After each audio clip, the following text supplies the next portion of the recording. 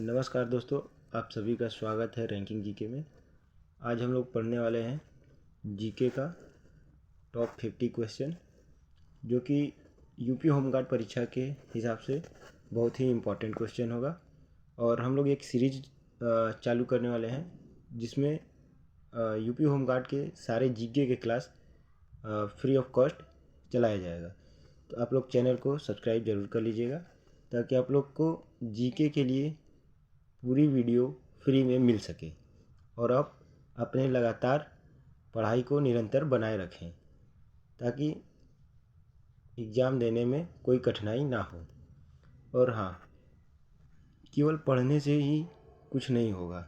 ऐसा नहीं है कि केवल बस पढ़ते गए। क्वेश्चन जो भी हम पढ़ें उसको रिवीजन हम ज़रूर करें, तभी एग्ज़ाम क्लियर किया जा सकता है। अन्यथा ऐसा केवल पढ़ने से तो कुछ नहीं होगा। समय समय पर रिवीजन ज़रूरी है। तो चलिए हम लोग वीडियो शुरू करते हैं। जैसा कि हम लोग पहले भारत का इतिहास इसमें कंप्लीट किया जाएगा।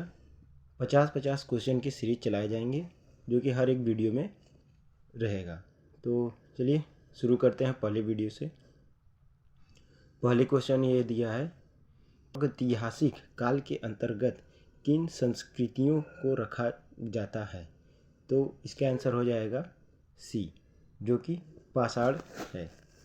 तो इसका ये सही आंसर हो जाएगा, ये हो जाएगा सही आंसर। चलिए आगे बढ़ते हैं हम लोग। सेकंड क्वेश्चन देखते हैं। सेकंड क्वेश्चन में क्या है कि मानव सभ्यता की विकास की प्रथम अवस्था कौन सी थी? मतलब कि मानव सभ्यता के विकास की प्रथम अवस्था कौन सी थी?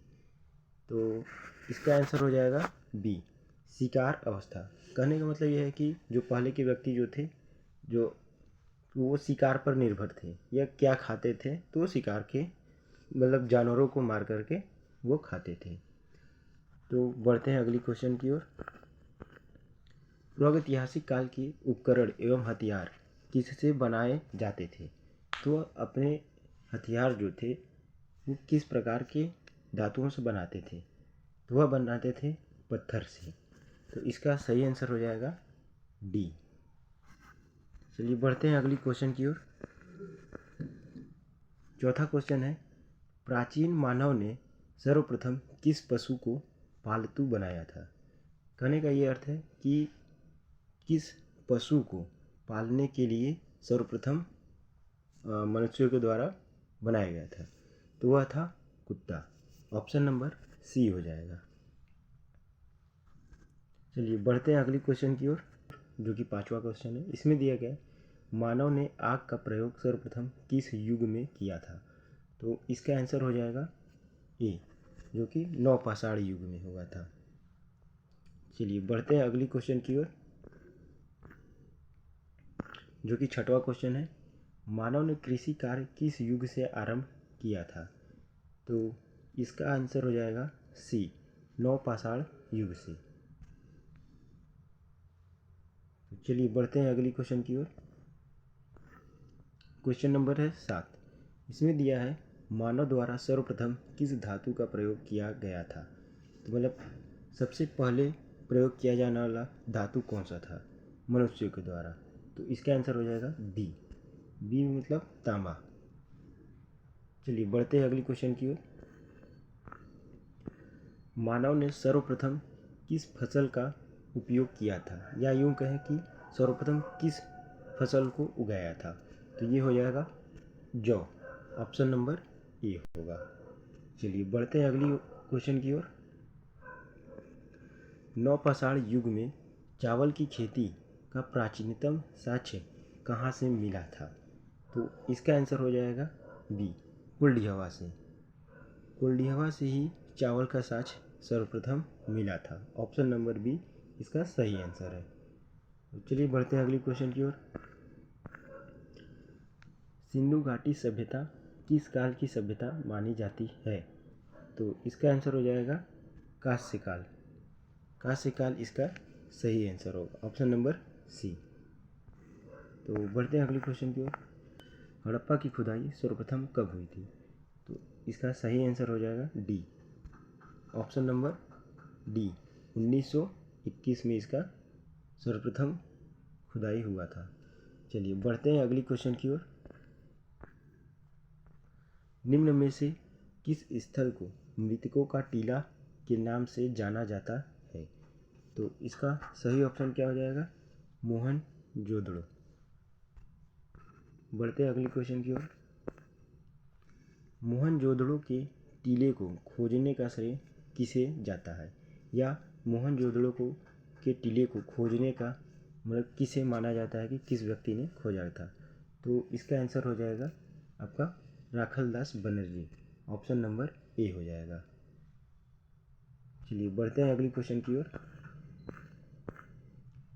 हड़प्पा सभ्यता में विशाल स्नानागार का साक्ष्य कहाँ से प्राप्त हुआ था? तो स्नानागार मतलब स्नान करने का स्थल था, तो वो कहाँ से प्राप्त हुआ था? तो इसका ऑप्शन हो जाएगा, जो इसका सही आंसर होगा ऑप्शन नंबर बी होगा, जो कि मोहनजोदड़ो से होगा। ऑप्शन नंबर बी इसका सही होगा। नेक्स्ट क्वेश्चन है, सिंधु घाटी सभ्यता में गोदीवाड़ा का साक्ष्य कहाँ से प्राप्त हुआ था? तो इसका सही ऑप्शन हो जाएगा बी, लोथल से हुआ था। चलिए आगे बढ़ते हैं, देखते हैं 16वां क्वेश्चन। निम्न में से किस धातु का प्रयोग हड़प्पा के लोग नहीं करते थे?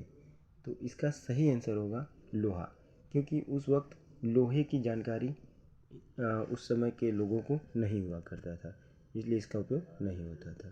तो इसका सही आंसर हो जाएगा लोहा। चलिए बढ़ते हैं अगली क्वेश्चन की ओर। किस हड़प्पा सभ्यता स्थल से कांस्य नर्तकी की मूर्ति प्राप्त हुई थी? तो इसका सही ऑप्शन हो जाएगा मोहनजोदड़ो। ऑप्शन नंबर ए इसका सही आंसर है। चलिए देखते हैं अगले क्वेश्चन को। आर्य भारत में सबसे पहले कहाँ बसे थे? मैंने कहने का ये अर्थ है इस क्वेश्चन का कि भारत में सबसे पहले आर्य किस स्थान पर रहने लगे थे भारत के अंदर? तो वह होगा सप्त सिंधु प्रदेश।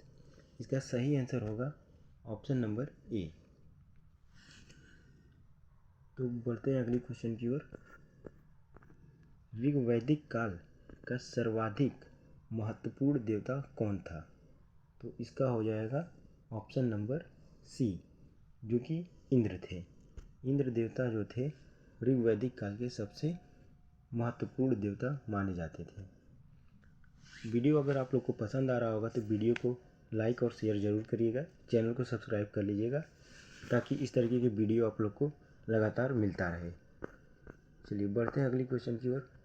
ऋग्वैदिक काल में उल्लिखित नदियों में सर्वाधिक पवित्र नदियाँ कौन सी थीं? तो उसमें हो जाएगा ऑप्शन नंबर बी, जो कि सरस्वती नदी सबसे पवित्र नदी मानी जाती थी। ऑप्शन नंबर इसका बी सही आंसर है। चलिए बढ़ते हैं अगली क्वेश्चन की ओर। ऋग्वैदिक आर्य किसकी पूजा करते थे? जो आर्य थे ऋग्वैदिक काल के आर्य, वह किसकी पूजा करते थे? तो यह करते थे प्रकृति की पूजा करते थे। ऑप्शन नंबर डी इसका सही आंसर हो जाएगा। चलिए देखते हैं अगले क्वेश्चन की ओर। ऋग्वैदिक के 10वें मंडल में निम्न में से किसका उल्लेख पहली बार मिलता है?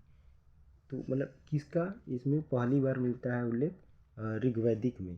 तो इसका सही ऑप्शन हो जाएगा शूद्र। शूद्र जो है, शूद्र शब्द जो है वह ऋग्वैदिक के 10वें मंडल में पहली बार इसका उपयोग मिलता है। तो इसका सही ऑप्शन हो जाएगा बी। चलिए बढ़ते हैं अगली क्वेश्चन की ओर। गायत्री मंत्र का उल्लेख किस वेद में है? तो इसका सही आंसर हो जाएगा सी, जो कि ऋग्वेद में इसका उल्लेख है। ऑप्शन नंबर सी इसका सही आंसर होगा। चलिए देखते हैं नेक्स्ट क्वेश्चन क्या है। ऋग्वैदिक आर्यों की भाषा क्या थी? यानी वो किस भाषा का प्रयोग करते थे? तो वह संस्कृत भाषा का प्रयोग अत्यधिक करते थे। जो ऋग्वैदिक के आर्य थे वह संस्कृत भाषा का अधिक प्रयोग करते थे। ऑप्शन नंबर बी इसका सही आंसर है। चलिए देखते हैं अगला क्वेश्चन क्या है। निम्नलिखित में से प्राचीनतम वेद कौन सा है? मतलब सबसे पुराना वेद कौन सा है? तो ऑप्शन नंबर ए ऋग्वेद हो जाएगा। इसका सही आंसर हो जाएगा ऋग्वेद, ऑप्शन नंबर ए।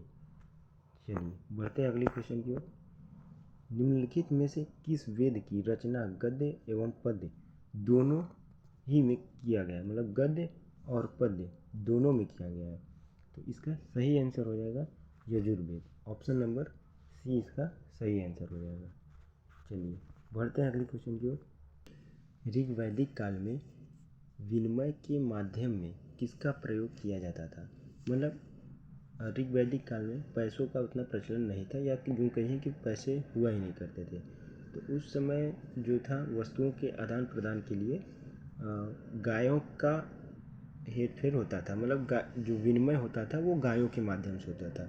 जो भी वस्तु अगर लेना है या देना है तो वो गाय के द्वारा ही एक दूसरे आपस में लेते और देते थे। मतलब विनिमय का जो माध्यम था वो गाय थी। तो इसका सही ऑप्शन हो जाएगा डी। तो चलिए बढ़ते हैं नेक्स्ट क्वेश्चन की ओर, देखते हैं नेक्स्ट क्वेश्चन क्या है। ऋग्वैदिक काल की सबसे प्राचीन राजनीतिक संस्था कौन सी थी? तो मतलब सबसे पुराना राजनीतिक संस्था कौन सा था? तो इसका सही ऑप्शन हो जाएगा ए, जो कि सभा है। सभा जो थी सबसे प्राचीन तक, मतलब जो सबसे पुराना संस्था था वो सभा था। चलिए बढ़ते हैं अगले क्वेश्चन की ओर। उत्तर वैदिक काल का सर्वाधिक महत्वपूर्ण देवता कौन था? उत्तर वैदिक काल की बात हो रही है तो इसमें हो जाएगा सी, जो कि प्रजापति थी। प्रजापति जो थे वो देवता उत्तर वैदिक काल के सर्वाधिक महत्वपूर्ण देवता माने जाते थे। चलिए देखते हैं नेक्स्ट क्वेश्चन क्या है। उत्तर वैदिक कालीन लोगों ने किस धातु की खोज की थी? तो उत्तर वैदिक कालीन जो लोग थे वह किए थे, किसकी खोज किए थे? तो वह किए थे लोहे की खोज। अब या यूँ कहें कि लोहे की खोज कब हुई? तो उत्तर वैदिक कालीन के लोगों ने लोहे की खोज किए थे, ऑप्शन नंबर ए सही आंसर है। वीडियो पसंद आ रहा होगा तो वीडियो को लाइक और चैनल को सब्सक्राइब जरूर करिएगा, वीडियो को शेयर भी करिएगा, ताकि आप जीके के यूपी होमगार्ड के जीके सारे सिलेबस यहाँ पे कंप्लीट किए जाएंगे। तो चैनल को सब्सक्राइब जरूर करिएगा और वीडियो को लाइक भी जरूर करिएगा। चलिए देखते हैं नेक्स्ट क्वेश्चन क्या है। भारत का आदर्श राष्ट्रीय वाक्य सत्यमेव जयते कहाँ से लिया गया है? तो यह इसका ऑप्शन हो जाएगा मुंडको उपनिषद, जो कि ऑप्शन नंबर बी है, वो सही आंसर है। ऑप्शन नंबर बी सही आंसर है। चलिए बढ़ते हैं नेक्स्ट क्वेश्चन की ओर। जैन धर्म का वास्तविक संस्थापक किसे माना जाता है? जैन धर्म का वास्तविक संस्थापक किसे माना जाता है? तो इसका ऑप्शन दिया है, ऑप्शन नंबर ए है Rishabhdev, option number B Neminath है, ऑप्शन नंबर सी है महावीर है, ऑप्शन नंबर डी पारस्वनाथ है। तो ऑप्शन नंबर इसका क्या हो जाएगा सही? ऑप्शन नंबर सी इसका सही आंसर हो जाएगा, जो कि ऑप्शन नंबर सी महावीर है। वास्तविक संस्थापक जो है, जो जैन धर्म का वास्तविक संस्थापक, वो महावीर को माना जाता है। चलिए बढ़ते हैं नेक्स्ट क्वेश्चन की ओर। जैन धर्म के 24वें तीर्थंकर तथा अंतिम तीर्थंकर किसे माना जाता था या कौन थे? तो ये इसका ऑप्शन हो जाएगा ऑप्शन नंबर ए, जो कि महावीर थे। जैन धर्म के 24वें तीर्थंकर और अंतिम तीर्थंकर महावीर थे। चलिए देखते हैं नेक्स्ट क्वेश्चन। क्वेश्चन नंबर 34 देखते हैं क्या है। पारस्वनाथ द्वारा प्रतिपादित 4 महाव्रतों में महावीर स्वामी ने कौन सा 5वां व्रत जोड़ा था? तो इसका सही ऑप्शन जो हो जाएगा ऑप्शन नंबर बी, ब्रह्मचर्य को जोड़ा गया था इनके द्वारा, महावीर स्वामी जी के द्वारा जोड़ा गया था। ऑप्शन नंबर बी ब्रह्मचर्य। चलिए देखते हैं नेक्स्ट क्वेश्चन क्या है। जैन धर्म में त्रिरत्न है या किसे कहते हैं, या त्रिरत्न क्या है? तो त्रिरत्न इसमें से दिए गए ऑप्शन में से क्या है? जो कि पहला ऑप्शन दिया गया है सम्यक दर्शन, दूसरा ऑप्शन दिया है सम्यक ज्ञान और तीसरा दिया है सम्यक चरित्र, और डी ऑप्शन दिया है ये सभी। तो इसका जो सही ऑप्शन होगा ये सभी, इसका सही ऑप्शन हो जाएगा। लास्ट ऑप्शन इसका सही है। चलिए बढ़ते नेक्स्ट क्वेश्चन की ओर। संयाताद किस धर्म के दर्शन का मूल आधार है? तो इसका सही ऑप्शन हो जाएगा ऑप्शन नंबर ए, जैन धर्म। चलिए नेक्स्ट क्वेश्चन की ओर बढ़ते हैं। प्रथम जैन संगीति कहाँ आयोजित की गई थी? इसमें दोस्तों थोड़ा सा मिस टाइपिंग हो गया है। मिस टाइपिंग का मतलब ये हो गया कि ऑप्शन थोड़ा सा ऊपर नीचे हो गया। इसका सही आंसर होगा पाटलिपुत्र, ऑप्शन नंबर बी, जो कि थोड़ा सा ऊपर हो गया, तो इसको देख लीजिएगा। इसका सही आंसर हम इसको लगा दे रहे हैं। इसका ये सही आंसर, एक सेकेंड से दोस्तों, इसमें ये थोड़ा सा मिस टाइपिंग हो गया है, तो ये इसका सही ऑप्शन हो जाएगा पाटलिपुत्र। चलिए देखते हैं नेक्स्ट क्वेश्चन क्या है। महावीर ने किस भाषा में उपदेश दिया था? मतलब महावीर ने अपनी किस भाषा में उपदेश दिया था? तो इसका सही ऑप्शन हो जाएगा ए, प्राकृतिक भाषा में दिया था। चलिए बढ़ते हैं नेक्स्ट क्वेश्चन की ओर। महात्मा बुद्ध का जन्म कहाँ हुआ था? तो महात्मा बुद्ध का जन्म जो हुआ था लुम्बिनी में हुआ था। इसका सही ऑप्शन हो जाएगा डी। चलिए बढ़ते हैं अगले क्वेश्चन की ओर। महात्मा बुद्ध के गृह त्याग को बौद्ध ग्रंथों में क्या कहा जाता है? किस नाम से जाना जाता है? जब महात्मा बुद्ध ने अपने घर को त्यागा था तो उस समय को या उस स्थिति को क्या कहा जाता है या किस नाम से जाना जाता है?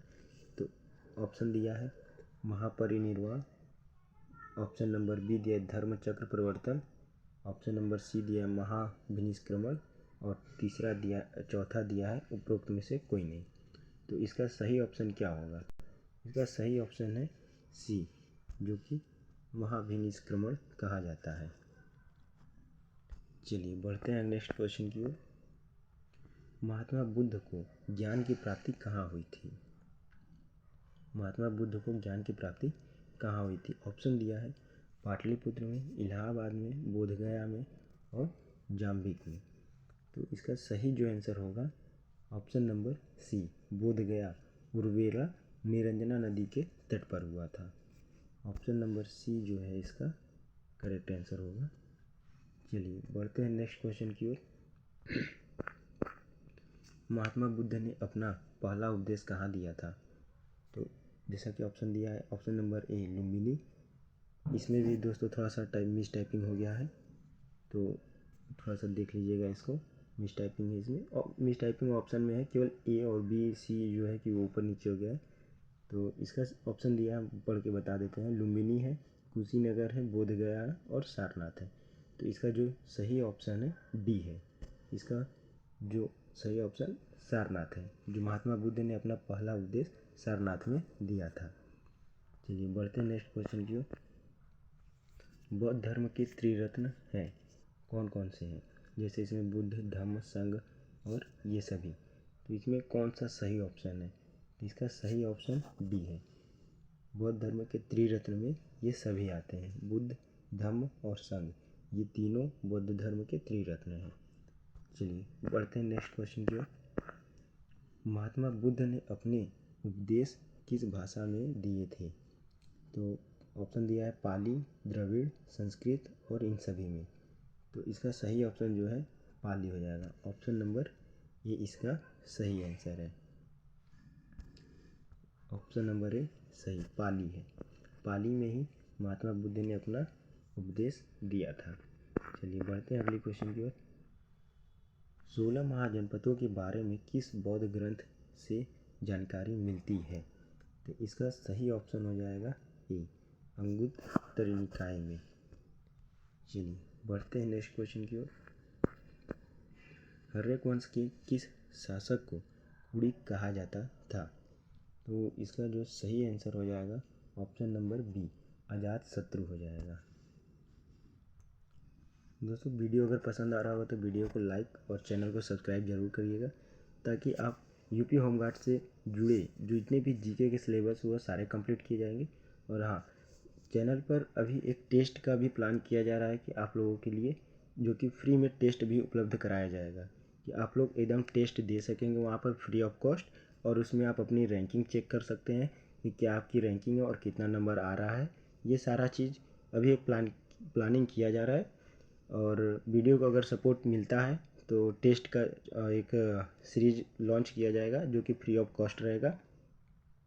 इसमें आप लोग अपने टेस्ट को दे करके आप अपनी रैंकिंग को चेक कर सकते हैं और अपने जीके में क्या क्या अभी आपने तैयारी कर रखा है उसके बारे में भी आप